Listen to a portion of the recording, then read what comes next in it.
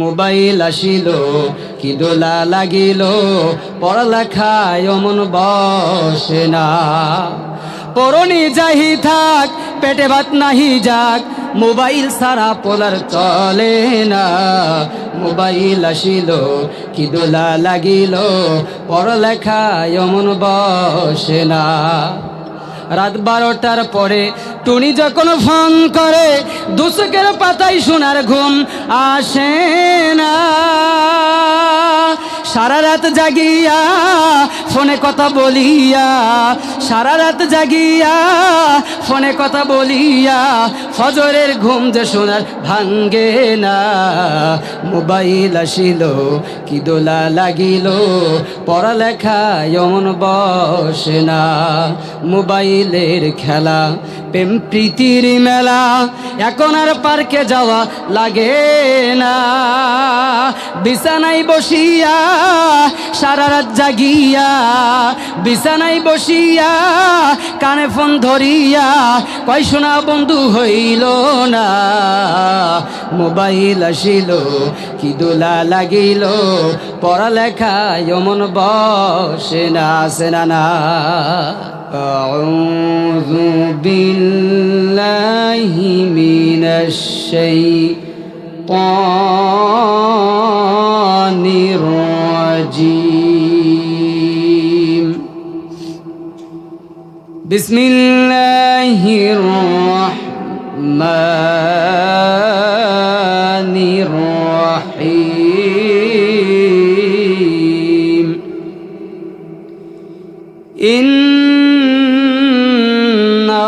ইন্নাল্লাহা ইনদাহু ইলমুস সাআহ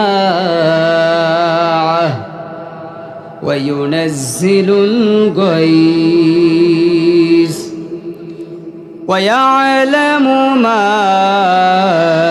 ফিল আরহাম وما تدري نفس ماذا تكسب غدا وما تدري نفس بأي أرض تموت إن الله عليم خبير। আমার সামনে উপবিষ্ট দিন প্রেমিক, ইসলাম প্রেমিক মুসলমান ভাইরা, পদ্মানিশী মা বোনেরা সহ সকলের প্রতি আন্তরিক সালাম। আসসালামু আলাইকুম ওয়া রাহমাতুল্লাহি ওয়া বারাকাতুহু। তা আমরা এখানে এসেছি কি ওয়াজহাতে আসছি না কোনো একটা বিষয় নিয়ে আসছি? বলেন কোন বিষয়? কোরআন থেকে কথা শোনার জন্য, তাই না? কোরআন শোনার জন্য আমরা বাড়িতে আসছি, আসার বসার তৌফিক দান করলেন যে মহান মালিক, সে মহান মালিকের প্রতি সর্বপ্রথম শুকরিয়া জ্ঞাপন করছি। সকলেই বলে আলহামদুলিল্লাহ। আল্লাহর প্রশংসা করে কি শেষ করা সম্ভব? শেষ করা সম্ভব? আল্লাহ রাব্বুল আলামিন বলছেন, قُلْ لَوْ كَانَ الْبَحْرُ مِدَادًا لِكَلِمَاتِ رَبِّي لنفد البحر قبل أن تنفد كلمات ربي ولو جئنا بمثله مددا। আল্লাহ রাব্বুল আলামিন বলছেন, বান্দা, মহাসাগরের পানি যদি কালি করা হয়, আমি রব্বুল আলামিন আমার কালামের প্রশংসা করে শেষ করা সম্ভব নয়। আছে? শুধু এখানে শেষ নয়, আল্লাহ রাব্বুল আলামিন সূরাতুল লুকমানের 27 নম্বর আয়াতে জানিয়ে দিলেন, ওয়ালাউ আন্নামা ফিল আরদি মিন শাজারাতিন আকলামু ওয়াল বাহরু ইয়ামুদ্দুহু মিন বা'দিহি সাবআতু আবহুরিন মা নাফিদাত কালিমাতুল্লাহ। আল্লাহ রাব্বুল আলামিন বলছেন, বান্দা, দুনিয়ার সমস্ত গাছগুলো যদি কেটে কেটে টুকরা টুকরা করে যদি বান্দা কলম তৈরি করো, আর সাগরের পানি যদি কালি তো বানিয়ে নাও, শুধু তাই নয়, 7 সাগরের পানি যদি যুক্ত করো রে বান্দা, আমি রব্বুল আলামিন আমার প্রশংসা করে শেষ করা সম্ভব নয়। জনম জনম যদি গাহি তোমারি মহিমা গাওয়া শেষ হবে নাহি। শেষ করা সম্ভব হবে? জনম জনম যদি গাহি তোমারি মহিমা গাওয়া শেষ হবে নাহি। ভোরেও ভোরে না যেন তব শান, তুমি রহমান, তুমি মেহেরবান। কথা বলেন ঠিক কিনা? তাহলে আল্লাহর প্রশংসা করে শেষ করা সম্ভব? আল্লাহ রাব্বুল আলামিন বলছেন, লা ইন শাকারতুম লাযীদান্নাকুম ওয়া লা ইন কাফারতুম ইন্না আযাবি লাশাদীদ।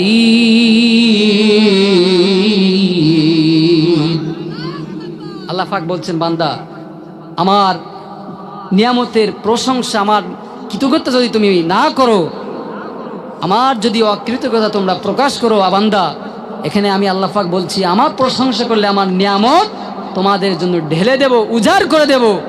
আর যদি আমার সাথে নাশকরিতা করো বান্দা, মনে রেখো আমার আযাব বড় কঠিন। আযাব বড় কি কঠিন। আমি আল্লাহকে যাকে ধরি তাকে আর ছাড় দেয় না। আল্লাহ পাক নমরুদকে ধরেছিল। বলেন তো, নমরুদ বর্তমান প্রেসিডেন্ট ছিল না সাবেক প্রেসিডেন্ট ছিল? বলেন, বর্তমান ছিল। ফেরাউনকে ধরেছিল, ফেরাউন বর্তমান প্রেসিডেন্ট ছিল না সাবেক প্রেসিডেন্ট ছিল? নমরুদ, ফেরাউন, হামান এদের মারতে লাগাইনি কামান। কথা বলেন ঠিক কিনা? নমরুদ, ফেরাউন, হামান এদের মারতে লাগাইনি কামান। কনকে নাকি নীল দরিয়াই সবাই মাইরাছে, সবাই ছাড়লে আমার আল্লাহ ধরেছে। কথা বলেন ঠিক কিনা? নমরুদের ছিল কত আশা, তাকে জ্বালাইছে ন্যাংরা মশা। নমরুদের ছিল কত আশা, তাকে জ্বালাইছে ন্যাংরা মশা। জুতা পিটা খেয়ে এসে যে দুনিয়া সেরেছে, সবাই ছাড়লে আমার আল্লাহ ধরেছে। কথা বলেন ঠিক কিনা? বিগত 16টি বছর তোমরা আমাদের কণ্ঠকে নিস্তব্ধ করে দিয়েছিলে। কোরআনের কথা বলাই আমাদের রাজাকারের অপবাদ দিয়েছিলে। তাকবীর দেওয়ার কারণে তোমরা দলীয় স্লোগানে রূপান্তর করেছিলে। অগবাংলার তাওহীদি জনগণ, মনে রেখো, আমরা খাব্বাবের উত্তরসূরি, খুবাইয়ের উত্তরসূরি, হযরত উসমানের উত্তরসূরি। হযরত ওমর যখন তাকবীরের আওয়াজ দিয়েছিল, বাতিল শক্তিরা পরাজিত হয়েছিল। কথা বলেন ঠিক কিনা? সেই তাকবীরের বলে যদি আবারও যদি তাকবীরের বলে যেভাবে উসমান হাদি যেভাবে মুগ্ধ আবু সাইদের তাকবীরের আওয়াজে বাংলার জমিন থেকে স্বৈরাচার পালাতে বাধ্য হয়েছে, আবার যদি মনোজন হয়, ও আমার কলজার ভাইরা, মাঠে ময়দানে কাফন নিয়ে মাঠে আসতে রাজি আছেন কারা কারা? দুটি হাত তুলে দেখে দেন তারা তারা। লিল্লাহে তাকবীর, লিল্লাহে তাকবীর। বীর মুসলমান ধরো আল কোরআন, ফেরায়ে আনো সেই হারানো সম্মান। সকলেই, বীর মুসলমান ধরো আল কোরআন, ফিরায়ে আনো সেই হারানো সম্মান। যে তাকবীর বলে ওরে মুসলমান, শোষণ করেছিলি দুনিয়া জাহান। সত্যের সেই হুঙ্কার তলরে আরেকবার, সত্যের সেই হুঙ্কার তলরে আরেকবার। পাপ দুনিয়া থেকে করো পাপ সারকার। বীর মুসলমান ধরো আল কোরআন, ফেরায়ে আনো সেই হারানো সম্মান। প্রয়োজন আছে কিনা? আজকে দেখেন, বিগত সরকার যদি কয়েকটা ভালো কাজ করত, ওর মৃত্যুর আগে ওর কাছ থেকে ক্ষমতা কেউ নিতে পারত না। আল্লাহ রাব্বুল আলামিন আপনাকে আমাকে এতটাই নিয়ামত দিলেন, এই নিয়ামতকে আমরা অস্বীকার করি কিভাবে? আল্লাহ পাক বললেন, আলাম নাজআল লাহু আইনাইন ওয়া লিসানান ওয়া শাফাতাইন। বান্দারে আমি তোমার দুইটা চোখ দিয়েছি, দুইটা ঠোঁট দিয়েছি, একটা জিহ্বা দিয়েছি রে বান্দা। তুমি কি একটু লক্ষ্য করো না, আমি যদি রব্বুল আলামিন তোমার চোখ দুইটা যদি বন্ধ করে দিতাম, মা দেখতে পেতে না, বাবা দেখতে পেতে না, সন্তান দেখতে পেতে না, এই পৃথিবীর কোনো নাজ নিয়ামত দেখতে পেতে না বান্দা। শুধু তাই নয়, নিজের সহধর্মী স্ত্রীকে দেখতে পেতে না, এমনই কি তোমাকে ভালো জায়গায় পর্যন্ত, বিয়ে পর্যন্ত দেওয়া যেত না? যেত? আল্লাহ পাক বললেন, বান্দা আমি যদি একটা হাত পঙ্গু করে দিতাম, একটা পা পঙ্গু করে দিতাম, তোমার কি অবস্থা হতো বান্দা? আমি তোমাকে যে একটা জিহ্বা দিয়েছি, দুনিয়ার ভিতরে হাজার হাজার রকমের খাদ্য রয়েছে, একটা জিহ্বা দিয়ে তুমি স্বাদ আস্বাদন করো বান্দা, এই নিয়ামতগুলো তুমি কিভাবে অস্বীকার করো? আজকের আমরা হলাম নিমক হারাম, আজকের হলাম আমরা নামধারী মুসলমান, যার কারণে আজকের মুসলমান মার খায়। আমরা মুনাফিক হয়ে গেছি। কিভাবে হয়েছে আপনি বলতে পারেন, হুজুর এত বড় একটা কথা বললেন, আমরা মুনাফিক কিভাবে হয়ে গেলাম? ভাইরা আমার, বলেন তো, লবণ আর চিনের কালার কি এক না দুই? একই রকম না? পার্থক্য কিসে? স্বাদে। পার্থক্য হলো স্বাদে নাকি? পার্থক্য হলো স্বাদে। আমার ভাইরা, সমাজের মুনাফিকদের কিভাবে চিনবেন? একজন ইমানদার মাথায় টুপি দেয়, মুনাফিকও মাথায় টুপি দেয়। ইমানদার লম্বা পাঞ্জাবি পরিধান করে, ইমানদার লম্বা পাঞ্জাবি পরিধান করে, মুনাফিকও লম্বা পাঞ্জাবি পরিধান করে। আমার ভাইরা, তারা সব কিছু মানে, কিন্তু মুনাফিকরা চায় না কোরআন দিয়ে তারা সমাজ গঠন হোক। আজকে আমাদের সমাজে আছেন এমন শ্রেণীর মানুষ, তারা এই কোরআনের পক্ষে থাকে না, তারা মুনাফিক, গাদ্দার।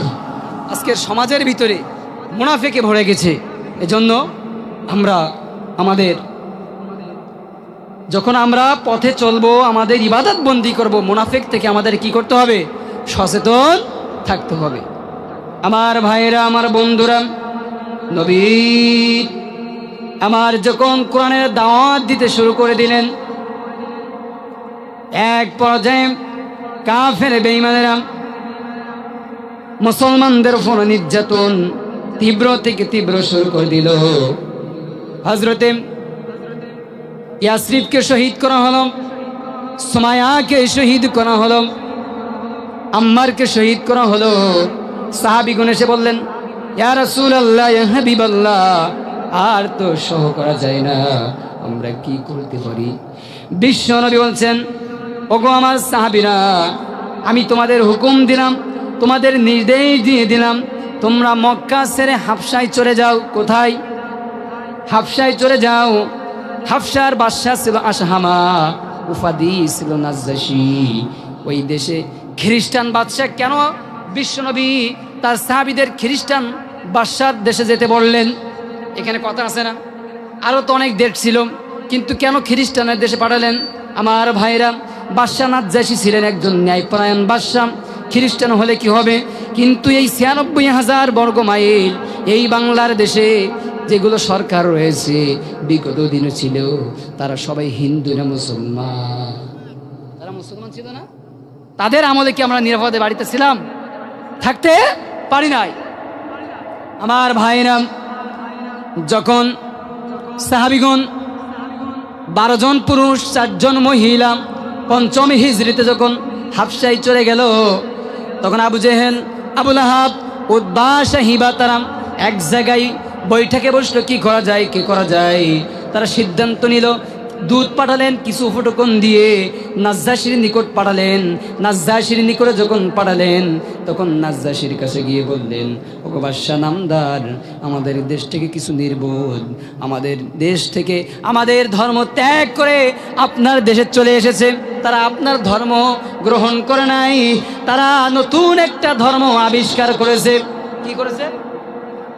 নতুন একটা ধর্ম আবিষ্কার করেছে। আমার ভাইরা, আমরা তাদেরকে ফিরাতে এসেছি। বাদশাহ তো একজন ন্যায়প্রাণ বাদশাহ, মুসলমানদেরকে ডেকে পাঠালেন। ডেকে পাঠানোর পরে তাদেরকে প্রশ্ন করা হলো, তোমরা আমার ধর্ম ত্যাগ না করে নতুন ধর্ম, আমার ধর্ম গ্রহণ না করে নতুন ধর্ম, কি এমন একটা ধর্ম গ্রহণ করেছো আমাদেরকে একটু বলুন। তখন আবু জাফর সূরা কাহফ থেকে তেলাওয়াত শুরু করলেন, কাফহা ইয়া আইন সাদ যিকরু রাহমাতি রাব্বিকা আবদাহু যাকারিয়া। যখন আবু জাফর তেলাওয়াত শুরু করে দিল, কাফেররা তাদের চোখ দিয়ে পানি পড়তে লাগলেন। তারা বলছিল, ও আবু জাফর, আর কোরআন তেলাওয়াত করা লাগবে না, থামো থামো, বুঝেছি এটা কোনো দুনিয়ার বানাট কোনো কিতাব না, এটা আসমানি কিতাব। তাদের চোখের পানিতে তাদের ধর্মগ্রন্থ ভিজে যায়, আর আমাদের মুসলমানদের চোখের পানি তো দূরের কথা, এরা তো নিমক হারাম। আপনার খাবে, আপনার পড়বে, আপনার টাকায় প্রশাসন চলবে, আপনার ঘরে লাঠি মারবে, আছে না? আমার বাপজানেরাম, আসুন আল্লাহর প্রশংসা করলাম। আল্লাহর বিধান আল্লাহ রাব্বুল আলামিন যখন প্রচার শুরু করে দিল, নির্যাতন জেল জুলুম এসেছে। এজন্য আসুন কিভাবে রব্বুল আলামিন তারা হাবিব দাওয়াতি কাজ করেছেন। যখন দাওয়াত দিতে লাগলেন, আল্লাহ রাব্বুল আলামিন প্রথম তার রাসূলকে যখন দাওয়াতের সূচনা পালন করতে শুরু করলো, তখন জান্নাত জাহান্নাম কিয়ামত হাসর নাসর এগুলো ভয় প্রীতি দিয়ে তখন মানুষদের উপদেশ দেওয়া হতো যে এই কাজগুলো করলে জান্নাতে যাওয়া যাবে, আর এই কাজগুলো করলে জাহান্নামে যেতে হবে। এভাবে আল্লাহ রাব্বুল আলামিন তার হাবিবকে জানিয়ে দিলেন, এভাবে তিনি প্রচার করতে থাকলেন। আমার ভাইরা, কোরআন যখন প্রচার করতে লাগলাম, কাফেররা ষড়যন্ত্র করে দিল কিভাবে কোরআনের কথাগুলো বন্ধ করা যায়, কিভাবে কোরআনের মজলিসগুলো বন্ধ করে দেওয়া যায়। আল্লাহ পাক বলেন, ওয়াকাল্লাযীনা কাফারু লা তাসমাউ লিহাযাল কুরআনি ওয়ালগাউ ফীহি লাআল্লাকুম তাগলিবুন। আল্লাহু আকবার। তারা ষড়যন্ত্র শুরু করে দিল, যেখানে কোরআনের কথা বলা হবে সেখানে তোমরা 144 ধারা জারি করে দাও। কিন্তু আল্লাহ পাক বলছেন, বান্দা, যেখানে কোরআনের কথা বলা হয় সেখানে আমার রহমত নাজিল হয়। ওয়াইদা কুরিয়াল কুরআনু ফাসতামিউ লাহু ওয়া আনসিতু লাআল্লাকুম তুরহামুন। আল্লাহ রাব্বুল আলামিন বলছেন, বান্দা, যেখানে কোরআনের কথা বলা হয় তোমরা দুইটি কর্মসূচি অবলম্বন করবে। এক নাম্বার হলো তোমরা চুপ থাকবে, আর 2 নাম্বার হলো তোমরা মনোযোগ সহকারে শ্রবণ করবে। তাহলে আমি রব্বুল আলামিন আমার রহমত তোমাদের উপর বর্ষিত হবে। কোন সুবহানাল্লাহ। তাহলে আজকের এখানে রহমত নাজিল হচ্ছে না, গজব নাজিল হচ্ছে, রহমত নাজিল হচ্ছে। ভাইরা আমার, বিশ্বনবী দাওয়াত দিতে লাগলেন। এক পর্যায়ে সাহাবীগণ বললেন, ইয়া রাসূলুল্লাহ, ইয়া হাবিবাল্লাহ, কিয়ামত কবে হবে? আল্লাহ রাব্বুল আলামিন তার হাবিবকে যখন এই প্রশ্ন করল, এমন একটা আয়াত নাজিল করল, সূরাতুল লুকমানের 34 নম্বর আয়াত। কত নম্বর? আমি যে শুরুতে যে আয়াত তেলাওয়াত করছি সে আয়াত পর্যন্ত আনছি তো, মেলায় আনছি তো। আল্লাহ পাক নাজিল করে দিলেন সূরাতুল লুকমানের কত নম্বর আয়াত? 34 নম্বর আয়াত। আল্লাহ রাব্বুল আলামিন বলছেন, হাবিব, আপনার উম্মতদেরকে জানিয়ে দিন, আমি রব্বুল আলামিন এই দুনিয়াতে সব কিছুর জ্ঞান তোমার উম্মতদের, আমার বান্দাদের জ্ঞান অবলম্বন করার জন্য মেধা দিয়েছি, ব্রেন শক্তি দিয়েছি, সব কিছু দিয়েছি। তারা গবেষণা করে সব কিছু মেধা অর্জন করতে পারবে হাবিব। কিন্তু রব্বুল আলামিন বললেন দুনিয়ার কোনো মানুষ 5টা বিষয় জানে না। কয়টা বিষয়? 5টা বিষয়। আল্লাহর নবী আল্লাহর হাবিবকে জানিয়ে দেন আল্লাহ পাক যে আমার নবীও জানে না, আমার কোনো পয়গম্বর জানে না, দুনিয়ার কোনো মানুষ জানে না। এই 5টা বিষয় নিয়ে আজকের আলোচনা হবে। আপনারা শুনতে রাজি আছেন তো? আমরা যতই লাফালাফি নেতাগিরি করি, আমরা 5টা বিষয় কিন্তু জ্ঞান রাখি না। নাম্বার 1, ইন্নাল্লাহা ইনদাহু ইলমুস সাআ। আল্লাহ পাক কোরআনের আয়াতে বলে দিলেন ইন্নাল্লাহা ইনদাহু ইলমুস সাআ, কিয়ামত সম্পর্কে কোন মানুষ জ্ঞান আপনারা কি রাখেন না? আল্লাহ রাব্বুল আলামিনের হাবিবকে যখন প্রশ্ন করা হতো, আল্লাহ পাক বললেন ইয়াসআলুনাকা আনিস সাআতি আইয়ানা মুরসাহা ফীমা আনতা মিন যিকরাহা। হাবিব, কিয়ামত সম্পর্কে জ্ঞান তো কারণ নাই, এই সম্পর্কে তাদের জেনে বা কি লাভ? আপনার উম্মতদেরকে জানিয়ে দিন কিয়ামত সম্পর্কে আমি আল্লাহ ছাড়া দুনিয়ার কোনো মানুষ জানে না। এই কিয়ামত সম্পর্কে কোনো মানুষ তো জানে না, কিন্তু আল্লাহ পাক তার হাবিবকে বিভিন্নভাবে বলে দিলেন হাদিসের মাধ্যমে যে কিয়ামতের পূর্বে কিছু কিছু আলামত প্রকাশিত হবে। সবচেয়ে বড় আলামত হবে 10টি। কয়টা? 10টি। আর ছোট আলামত 40 থেকে 70টি। ছোট আলামত কয়টা? 40 থেকে 70টি আলামত এই দুনিয়ায় প্রকাশিত হবে। তার ভিতরে একটি হল দুনিয়ার মানুষরে একটু দিলের কান দিয়ে শ্রবণ করুন, একটু আপনার মেধা খাটান, আমার কথাগুলো সত্য হচ্ছে কিনা, নবীজির কথা যেগুলো আমি বলছি। 1 নম্বর আলামত হলো দুনিয়ার সমস্ত মানুষগুলো নিজের ধর্ম ভুলে যাবে। আমাদের সমাজ আছে না, আজকের আমাদের নিজেদের ধর্ম কিভাবে ভুলে যাচ্ছি? আজকে আমাদের সমাজে এমন মানুষ আছে, ওর বোম মারলেও সোরা ফাতে পড়তে পারে না। ও যে মুসলমান না হিন্দু কিভাবে চিনবো? তার মুখে নেই দাড়ি, তার পোশাক আশাক সব কিছু বেদুইনদের মতো আছে না? বর্তমানে পোলা মাইয়ার সমান সমান মাপ, লম্বা চুল কাটিয়া মাথায় লাগাই ক্যাপ। কথা বলেন ঠিক কিনা? বর্তমানে পোলা মাইয়ার সমান সমান মাপ, লম্বা চুল কাটিয়া মাথায় লাগাই ক্যাপ। আল্লাহ রে কোন দুনিয়ায় পাঠাইলা আমারে, আল্লাহ রে কোন দুনিয়ায় পাঠাইলা আমারে। বর্তমানে ছেলে মেয়ের দেখো কি কারবার, পিছে ছিলে সামনে মেয়ে হুন্ডা ড্রাইভার। কথা বলেন ঠিক কিনা? আছে না আমাদের সমাজে? খোদার বান্দা নবীর উম্মত মিছে কর দাবি, বেপরদায় চলিলে তুই জাহান্নামে যাবি।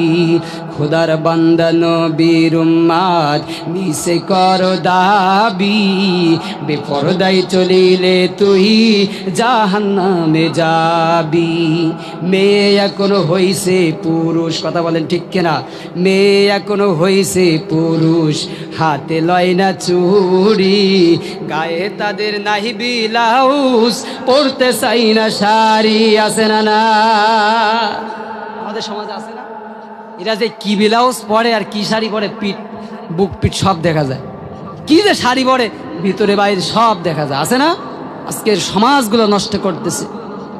এর জন্য ওই মা বোন দায়ী না, এর জন্য আপনি দায়ী। আপনি কিনে দিচ্ছেন তাই তো পড়তেছে। আপনি যদি ভালো হতেন যে এই পোশাকগুলো পরলে তোর আমি 1 তালাক নয় 2 তালাক নয় 3 তালাক দিয়ে দেবো, ওই স্ত্রীকে আর অসৎ পথে যেতে পারবে না। আমার ভাইরা, বলতেছিলাম মানুষ নিজের ধর্ম ভুলে যাবে। এক নম্বর কি, এগুলো তো মুখস্থ করবেন, আমার কথাগুলো তো মেলাবেন আগামীকাল আমি ভুল কোনো তথ্য দিচ্ছি কিনা।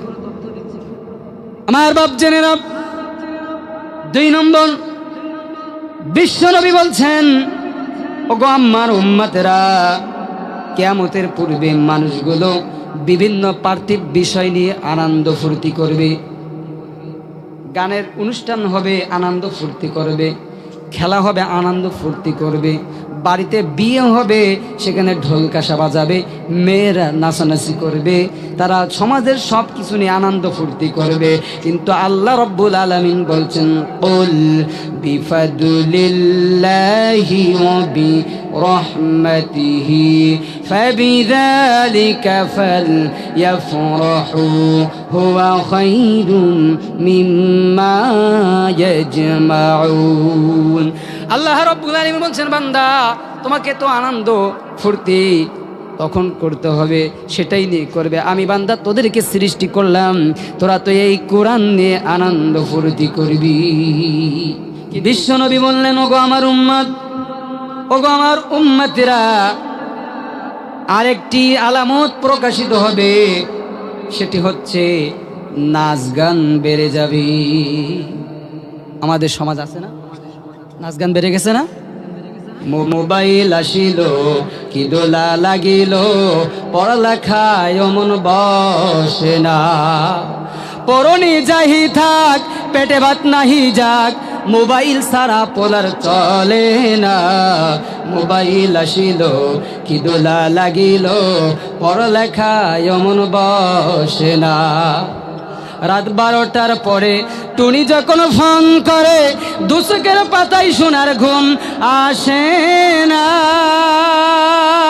সারা রাত জাগিয়া ফোনে কথা বলিয়া, সারা রাত জাগিয়া ফোনে কথা বলিয়া, ফজরের ঘুম যে সোনার ভাঙ্গে না।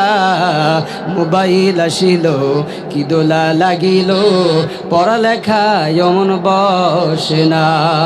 মোবাইলের খেলা, প্রেম প্রীতির মেলা, এখন আর পার্কে যাওয়া লাগে না। বিছানায় বসিয়া সারা রাত জাগিয়া, বিছানায় বসিয়া কানে ফোন ধরিয়া, কয় শোনা বন্ধু হইল না। মোবাইল আসিল, কি দোলা লাগিল, পড়ালেখায় মন বসে না। আসে না না? আজকে এই মোবাইল তো আমাদের ধ্বংস করে দিচ্ছে। ভাইরা আমার, এই মোবাইলে নাচ গান সব কিছু মোবাইলে। একটা ওয়াজ শুনবেন, তাও অ্যাড দেবে না? আমার ভাইরা, এই জন্য বিশ্ব নবী বলেছেন, ওগো আমার উম্মত, কিয়ামতের পূর্বে তোমরা যখন দেখতে পাবে সমাজের ভিতরে নাচ গান বেড়ে গেছে, তারা হালালকে হারাম মনে করবে না, হালালকে তারা হারাম মনে করবে, হারামকে তারা হালাল মনে করবে, তারা পার্থক্য করতে পারবে না। ওগো আমার উম্মতরা, যখন তোমরা সেই সময় বেঁচে থাকবে গো, তখন তোমরা মনে করো কিয়ামত আর বেশি দূরে নয়। আমার ভাইরা, কিয়ামতের পূর্বে আরেকটি আলামত প্রকাশিত হবে, সেইটা হলো মানুষের সাথে সম্পর্ক রাখবে স্বার্থের কারণে। কিসের কারণে? স্বার্থ ছাড়া দুনিয়া চলে না। আপনার টাকা আছে, আপনার সাথে সম্পর্ক ঠিক আছে। আপনার টাকা নাই গো, আপনার সাথে সম্পর্ক না। যে ব্যক্তির টাকা নাই, টাকা আছে, কিন্তু তার ছেলের রাস্তা দিয়ে যাচ্ছে হেঁটে হেঁটে, তার গায়ে যদি ময়লা আবর্জনা থাকে, কোলে উঠা নেয়, বলে বাবু তোমার এভাবে এ অবস্থা কেন, তাকে পরিষ্কার করে দিয়ে তার বাড়িতে দিয়ে আসে। কিন্তু যারা টাকা নাই, তাদের কোনো চাইরা না দাম নাই। সমাজে আছে না নাই? এটা কি আমাদের সমাজে বাস্তবায়িত হচ্ছে কিনা বলেন? তাহলে কিয়ামতের পূর্বে কি হবে? মানুষের সাথে সম্পর্ক রাখবে স্বার্থের কারণে। আমার বাপ জানে না, বিশ্বনবী 1400 বছর পূর্বে বলে গেলেন, ওগো আমার উম্মতেরা, কিয়ামতের পূর্বে তোমরা আরেকটা আলামত লক্ষ্য করবে, সেটি হচ্ছে পুরুষ মহিলাদের পোশাক পরিধান করবে আর মহিলাগুলো পুরুষদের পোশাক পরিধান করবে। আজকে আমাদের সমাজ আছে না নাই? এই সমাজের যুবকেরা কান ছিদ্র করে কানে কি দেয়, ওই রড টড মানে দেয়, মানে এরকম আংটা কি দেয় নাকি। আবার আমাদের যুবতী বোনেরা মাথার চুল কেটে মাথায় ক্যাপ পরে জিন্সের প্যান্ট পরে, তারা 8-8 প্যান্ট পরে